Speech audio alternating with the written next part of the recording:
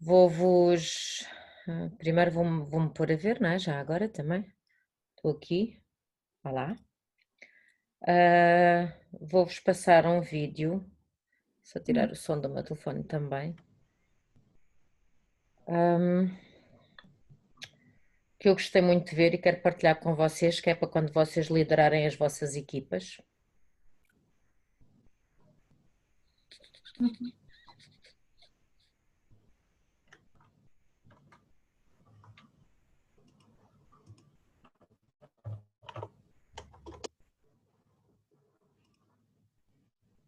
Digam.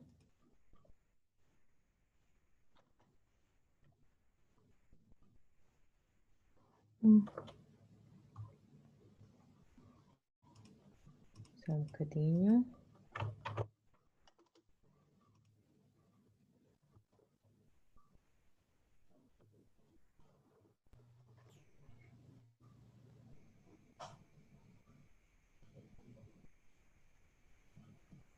O Ruben, aqui entrar. Ok. Conseguem ver? Sim. Olá, boa tarde. Olá. Boa noite. Conseguem ver? Sim. Sim, mas não tem som. Conseguem? Sim. Sim? Todos veem? Uhum. Sim? Sim. Sim? Ok. Pronto, todos conhecem esta Ver? senhora. Olá, Ruben. Olá, tudo bem? Veio Ver mesmo consigo, assim. mas não ouvia, não consigo ouvir a senhora. A dizer que Ela está calada estava- neste momento. Todos conhecem esta senhora? Ok, Conhecem? sim. Pronto. Conhecem este discurso dela? Não. Não? Isto é para as Não. vossas equipas, está bem? Quem não conhece Ok. esta senhora é a escritora do Harry Potter. Toda a gente conhece o Harry Potter, presumo. Sim? Sim. Então vá. Vamos ver. É uma injeção de motivação. Depois da aula passada que vocês precisam. Conseguem ouvir? Agora sim. Guardem estas coisas. President Faust, members of the Harvard Corporation and the Board of Overseers, members of the faculty, proud parents, and above all, graduates. The first thing I would like to say is thank you. Not only has Harvard given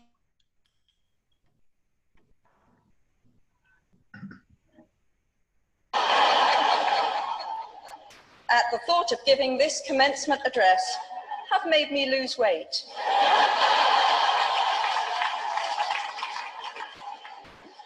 A win-win situation. Now all I have to do is take deep breaths, squint at the red banners, and convince myself that I am at the world's largest Gryffindor reunion.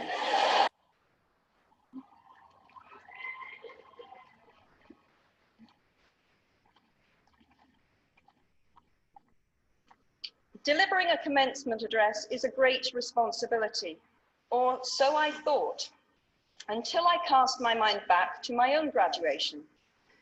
The commencement speaker that day was the distinguished British philosopher, Baroness Mary Warnock.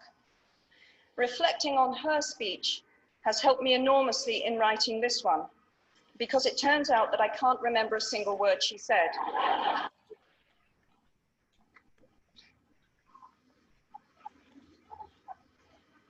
This liberating discovery enables me to proceed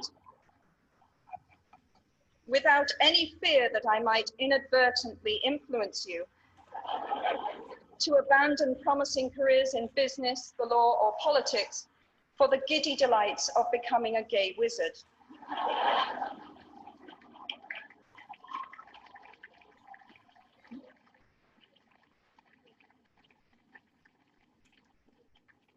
You see, if all you remember in years to come is the gay wizard joke, I've come out ahead of Baroness Mary Warnock. Achievable goals, the first step to self-improvement.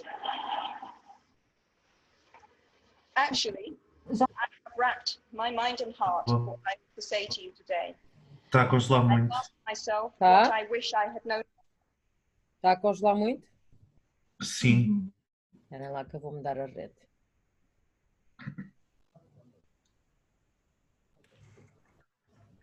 Conseguiram ver tudo até agora?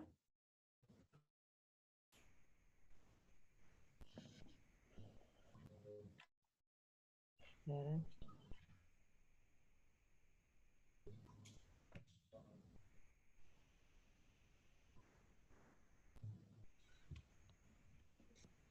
Só um bocadinho.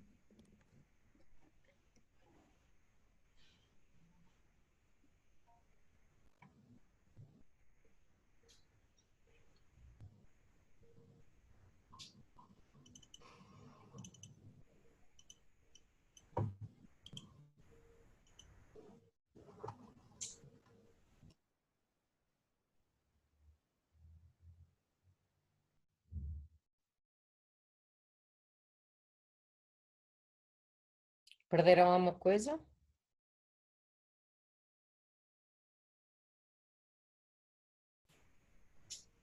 Perderam alguma coisa? Não sabem? Acham que não? Ok. Então vá, vou pôr outra vez, está bem? Uhum. Se estiver a congelar, avisem. Ok. Baroness Mary Warnock. Achievable goals, the first step to self-improvement. Actually, I have wrapped my mind and heart for what I ought to say to you today. I have asked myself what I wish I had known at my own graduation and what important lessons I have learned in the 21 years that have expired between that day and this. I have come up with two answers. On this wonderful day when we are gathered together to celebrate your academic success, I have decided to talk to you about the benefits of failure. And as you stand on the threshold of what is sometimes called real life, I want to extol the crucial importance of imagination. These may seem quixotic or paradoxical choices, but bear with me. Looking back at the 21-year-old that I was at graduation is a slightly uncomfortable experience for the 42-year-old that she has become. Half my lifetime ago, I was striking an uneasy balance between the ambition I had for myself and what those closest to me expected of me. I was convinced that the only thing I wanted to do, ever, was write novels. However, my parents, both of whom came from impoverished backgrounds and neither of whom had been to college, took the view that my overactive imagination was an amusing personal quirk that would never pay a mortgage or secure a pension. I know the irony strikes with the force of a cartoon anvil now, but... So they hoped that I would take a vocational degree. I wanted to study English literature. A compromise was reached that in retrospect satisfied nobody, and I went up to study modern languages. Hardly had my parents' car rounded the corner at the end of the road than I ditched German and scuttled off down the classics corridor. I cannot remember telling my parents that I was studying classics. They might well have found out for the first time on graduation day. Of all the subjects on this planet, I think they would have been hard put to name one less useful than Greek mythology when it came to securing the keys to an executive bathroom. Now, I would like to make it clear in parenthesis that I do not blame my parents for their point of view. There is an expiry date on blaming your parents for steering you in the wrong direction.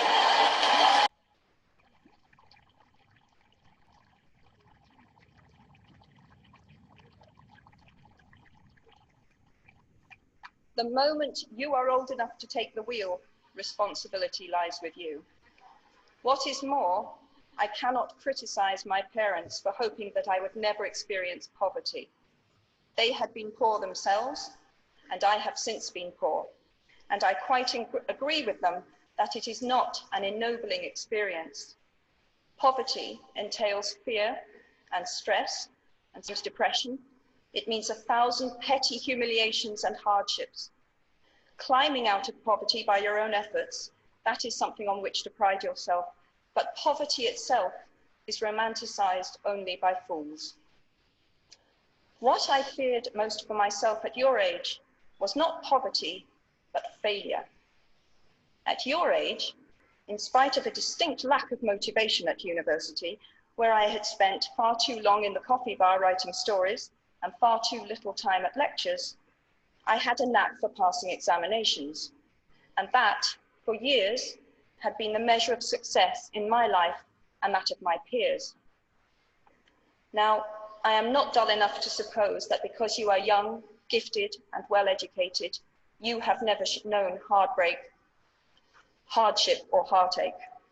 Talent and intelligence never yet inoculated anyone against the caprice of the fates.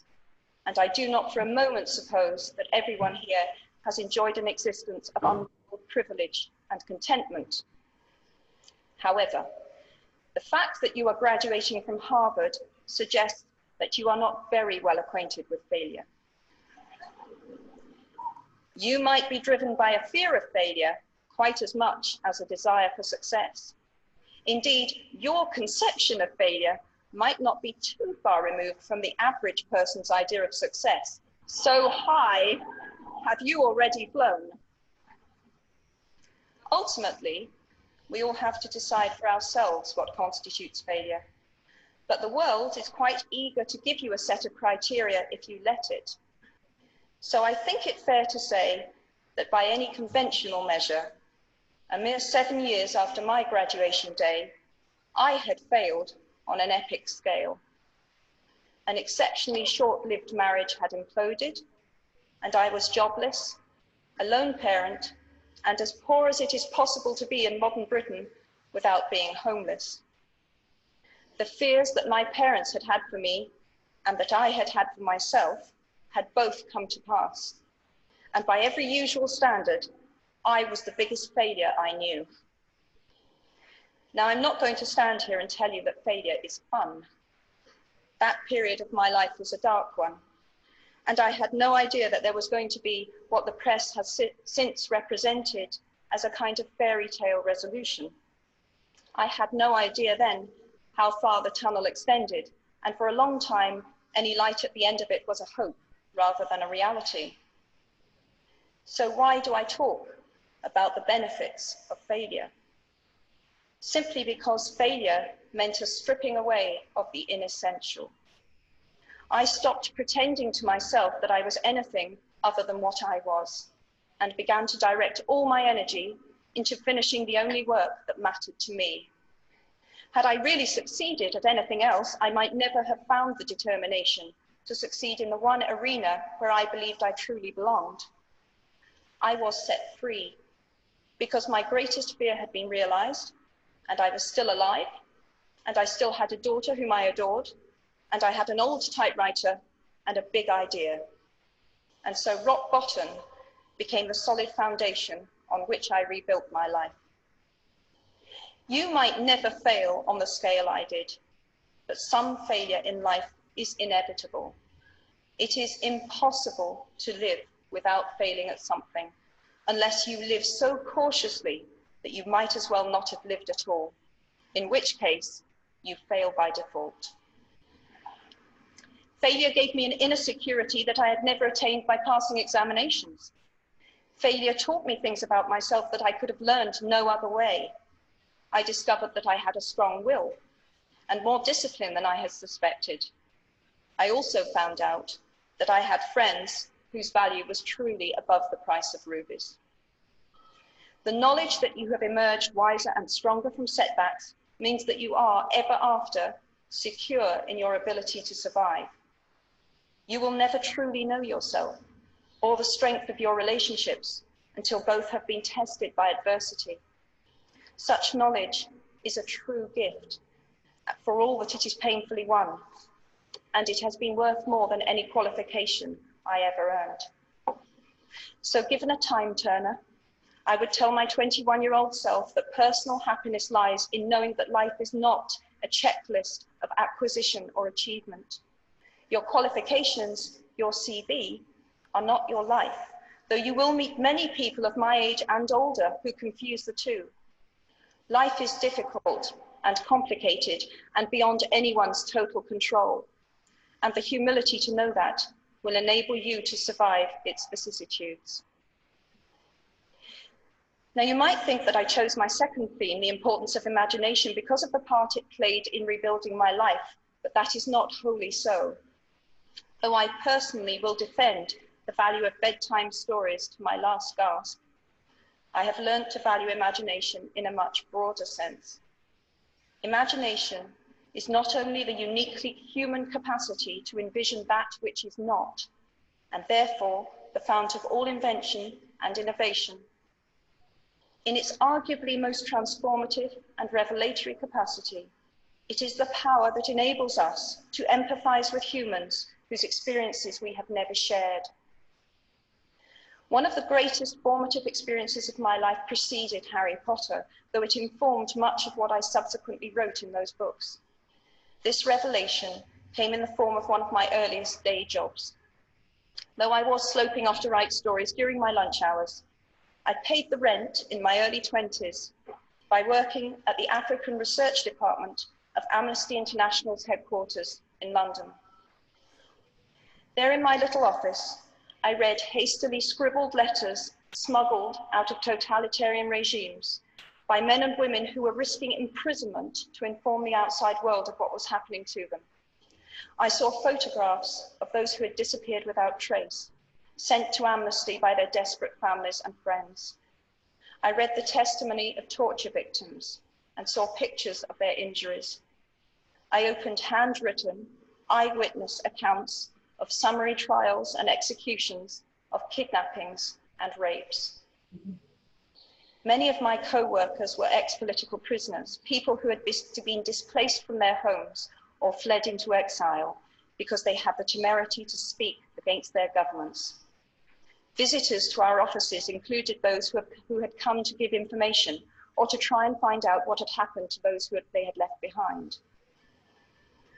I shall never forget the African torture victim, a young man no older than I was at the time, who had become mentally ill after all he had endured in his homeland.